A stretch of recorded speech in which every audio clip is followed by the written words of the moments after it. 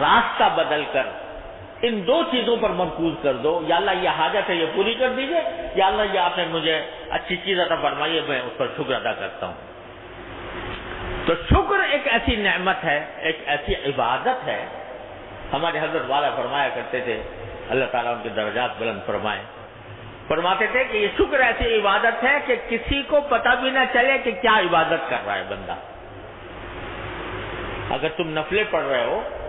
تو اس میں ریاکاری کا بھی احتمال ہے، اس میں عجب بھی پیدا ہو سکتا ہے کہ بھئی میں بڑا عبادت گزار بن گیا، اور نہ جانے کیا کیا مقاصد نفس اس میں پیدا ہو سکتے ہیں۔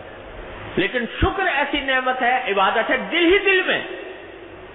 زبان سے کیا یا نہیں، زبان سے کر لیا تو زیادہ بہتر ہے، اللہ تعالیٰ کرنے کی توفیق دے، لیکن اگر بالفرض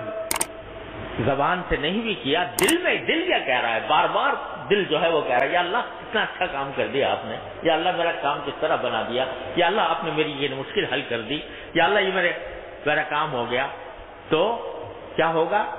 کہ دل ہر وقت ایک ایسی عبادت میں مقصود ہے کہ کسی کو پتہ بھی نہیں۔ میاں نے عاشق و معشوق رمزیز کرامن کاتبین را ہم خبر نے، سمجھے نا، یہ عاشق اور معشوق کے درمیان، محب اور محبوب کے درمیان ایک ایسا راز ہے کہ کہتے ہیں کرامن کاتبین کو بھی خبر ہے کہ نہیں، اللہ ہی جانے، سمجھے، کیونکہ علیم بذات صدور تو وہ ہے، سینے کی باتوں کو جاننے والا تو وہ ہے۔ دل دل میں اگر تم نے اللہ تعالیٰ کو شکر ادا کر لیا۔ اب دیکھو رسول کریم صلی اللہ علیہ وسلم نے جو بات سکھائی، اب بیت الخلاء میں جا رہا ہے آدمی، بیت الخلاء میں جانا ایک ایسی بات ہے کہ اس کو لوگوں کے سامنے تذکرہ کرتے ہوئے بھی آدمی کو شرماتا ہے کہ بھئی بیت الخلاء میں جانا۔ تو وہاں پر بھی کہا، پہلے تو کہا اللہم انی اعوذ بک من الخبث والخبائث، اللہ میاں سے دعا مانگو، ٹھیک ہے، شروع میں، یا اللہ میں جا رہا ہوں ایسی جگہ جہاں پر کہ نجاستیں ہیں، تو شیطان خبیث یہاں پر آ سکتے ہیں، اللہ میں آپ کی پناہ مانگتا ہوں کہ شیطان مجھے پریشان نہ کریں۔ جاتے ہوئے تو دعا تلقین کر دی۔ جب فارغ ہوئے تو کیا کہا، الحمدللہ الذی اذھب عنی الاذی وعافانی، شکر ادا کرو، غلاظت باہر نکل گئی، غلاظت باہر نکل گئی، تو غلاظت باہر نکل گئی تو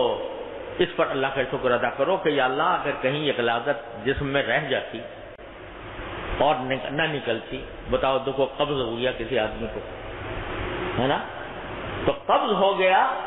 تو قبض ہونے کی حالت میں کہتے ہیں قبض جو ہے وہ ساری بیماریوں کی جڑ ہے۔ اگر قبض ہو جاتا باہر نہ نکلتی، یہ جو اندر گندگی ہے یہ اندر کیا فساد مچاتی، تو اللہ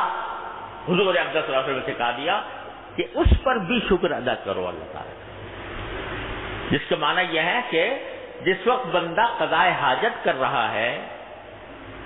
اس وقت بھی اللہ تعالیٰ کی معرفت کا وہ ذریعہ بن گیا کہ یہ گندگی تو مجھے نظر آ رہی ہے، باہر اللہ تعالیٰ نے نکال دی ہے، اگر اندر رہتی تو کیا فساد مچاتی۔ تو توجہ اس طرف دلائی کہ جو معمولی باتیں جن کو آدمی نظر انداز کر دیتا، بیت الخلاء میں گیا اور واپس آ گیا، اور واپس آ گیا، غفلت کی حالت میں گیا، غفلت کی حالت میں واپس آ گیا، لیکن جو بندہ اللہ تبارک و تعالیٰ سے قرب چاہتا ہے وہ اس کے اوپر بھی شکر ادا کرتا ہے، چاہے دل میں کرے چاہے زبان سے کرے، چھوٹی نعمت ہو یا بڑی نعمت ہو، اللہ تبارک و تعالیٰ کا شکر ادا کرنے کی عادت ڈالو۔ جب عادت ڈالتا ہے بندہ تو عادت پڑ جاتی ہے، اور اللہ تبارک و تعالیٰ ایسے بندے کو بڑا ہی پسند کرتے ہیں شکر کرنا۔ کیا کتنا پیار سے کہہ رہے ہیں اللہ میاں قرآن کریم میں، ما یفعل اللہ بعذابکم ان شکرتم وآمنتم، ما یفعل اللہ بعذابکم، اللہ تمہیں عذاب دے کر کیا کرے گا اگر تم شکر گزار بندے بنو اور ایمان لے آؤ۔ تو شکر کیوں، اللہ تعالیٰ شکر کو ذریعہ بتا رہے ہیں عذاب دور کرنے کا۔ ہم کیا کریں گے تمہیں عذاب لے کر، ہمیں کیا فائدہ حاصل ہوگا اگر تم شکر گزار بنو۔ اور شکر گزار بندے کی حضرت نوح علیہ السلام اتنے بڑے پیغمبر 1000 سال تقریباً زندہ رہے اور ساری زندگی دین کا کام کیا، تبلیغ کی، دعوت دی، اور ان کی تعریف کیا کی قرآن میں؟ انہ کان عبدا شکورا، وہ ایسے بندے تھے جو شکر گزار تھے۔ تو شکر گزاری کا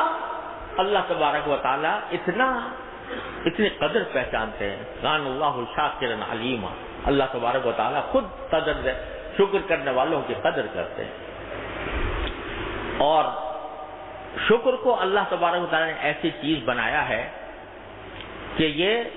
جتنا بندہ زیادہ شکر ادا کرے گا اللہ تعالیٰ کی نعمتوں کے اوپر، اتنا ہی شیطان کے حملے سے محفوظ رہے گا۔ کیونکہ دیکھو قرآن کریم میں اللہ تبارک و تعالیٰ نے بتایا کہ جب شیطان کو جنت سے نکالا گیا تو اس نے اللہ تعالیٰ سے کہا تھا کہ یا اللہ اس آدم کی وجہ سے مجھے جنت سے نکلنا پڑا ہے، تو اب میں اس آدم کی اولاد کے اوپر حملے کروں گا، دائیں سے آؤں گا، بائیں سے آؤں گا، آگے سے آؤں گا، پیچھے سے آؤں گا، چاروں طرف سے اس کے اوپر حملہ کروں گا۔ حملہ کرنے کا کیا نتیجہ ہوگا؟ کہتا لا تجد اکثرہم شاکرین، اس کا نتیجہ یہ ہوگا میرے حملے کرنے کا کہ ان میں سے اکثر لوگ کو تم شکر گزار نہیں پاؤ گے۔ اے اللہ آپ شکر گزار نہیں ہو، یعنی میں ان کو شکر ادا کرنے سے غافل کر کے ناشکرہ بنا دوں گا۔ یہ شیطان کا سب سے بڑا حملہ اور نتیجہ، حملوں کا نتیجہ یہ بتایا۔ اس لیے علماء کرام نے فرمایا کہ جو بندہ زیادہ سے زیادہ شکر ادا کرتا ہو انشاءاللہ وہ شیطان کے حملوں سے محفوظ رہے گا۔ جتنا اب دیکھو تکبر کیوں پیدا ہوتا ہے انسان کے دل میں؟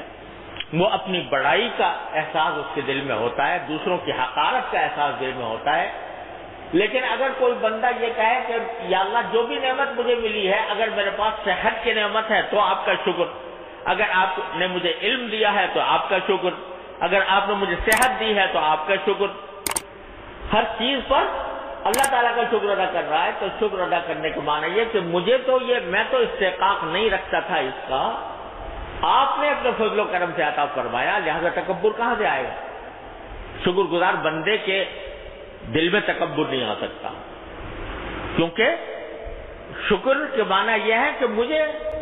شکر اسی وقت ادا کیا جاتا ہے کہ جب کسی شخص نے کوئی ایسا کام کیا ہو جو احسان کر دیا ہمارے اوپر، تو شکر ادا کیا جاتا ہے۔ سمجھے نا؟ اگر کسی کا قرض، کسی کے ذمہ قرض واجب تھا ہمارا اور اس نے قرض ادا کر دیا، کیا تو شکر یہ الگ بات ہے، لیکن شکر کی ضرورت اس لیے نہیں کہ اس کے ذمہ فرض تھا کہ وہ ادا کرتا، تو شکر نہیں، شکر تو اس کا ہے کہ اس نے قرض دیا تھا، لیکن جب اس نے واپس کیا تو واپس کرنا کوئی انعام نہیں، کوئی احسان نہیں ہے نا۔ لیکن اگر وہ جتنا دیا تھا اس سے کچھ زیادہ دے دے اپنی مرضی سے، پہلے سے شرط لگائے بغیر، قرض مانگا تھا 100 روپے اور طے ہوا تھا کہ 100 روپے واپس کریں گے، لیکن 100 کے بجائے اس نے 110 دے دیا اپنی مرضی سے، پہلے سے طے کیا، اب پہلے سے طے کر لیا تو سود ہو گیا، لیکن بغیر پہلے سے طے کیے ہوئے وقت پر آپ نے زیادہ دے دیا۔ جیسے رسول کریم صلی اللہ علیہ وسلم کی عادت یہی تھی کہ جب کسی سے کوئی ادھار معاملہ کرتے تو کچھ زیادہ دے دیا کرتے تھے، تو اب اس کا شکر ہوا، بھیا بہت بہت شکریہ آپ نے زیادہ دے دیا۔ تو اللہ تبارک و تعالیٰ کا شکر ادا کرنے کا معنی یہ ہے، صحت پر شکر ادا کرنے کا معنی یہ ہے کہ یہ میرا کوئی قرضہ نہیں تھا آپ کے ذمہ کہ آپ مجھے صحت دیتے، لیکن آپ نے دی تو یہ آپ کا کرم ہے، میں آپ کا شکر ادا کرتا ہوں۔ تو جب یہ دل میں آ گیا کہ میرا استحقاق نہیں تھا، میرا کوئی قرضہ آپ کے ذمہ نہیں آتا تھا کہ آپ مجھے یہ دیتے، لیکن آپ نے اپنے فضل و کرم سے دے دیا، لہذا میں شکر ادا کرتا ہوں، تو یہ شکر ادا کرنا شکر گزاری بن گئی ہے۔ اور اس شکر گزاری کی وجہ سے بندے کے اندر اپنی بڑائی کا تصور نہیں آ سکتا کہ میں مستحق تھا، میرا حق تھا اللہ میاں کے اوپر کہ وہ مجھے ضرور یہ نعمت دیتے، تو جب یہ بات نہیں تو تکبر بھی نہیں آ سکتا۔ تو شیطان جو ہے وہ راہ مارتا ہے جن راستوں سے، اس کا بہترین علاج یہ ہے کہ بندہ شکر گزار بن جائے اللہ تبارک و تعالیٰ کا۔ لیکن حقیقت میں شکر گزار بندے قرآن کریم میں اللہ تعالیٰ شکایت کرتے ہیں کہ ہیں کم، قلیل من عبادی الشکور، میرے بندوں میں صحیح معنی میں شکر گزار بندے بہت کم ہیں۔ نعمتوں میں تو سب کو میں نے سیراب کر رکھا ہے، سب کو دے رکھا ہے، کافر کو، منافق کو، مشرک کو، مسلم کو، غیر مسلم کو، سب کو رزق دے رہا ہوں، بری خان یغما سے دشمن سے دوست۔ اهدنا الصراط المستقیم، ہم کو سیدھے رستے چلا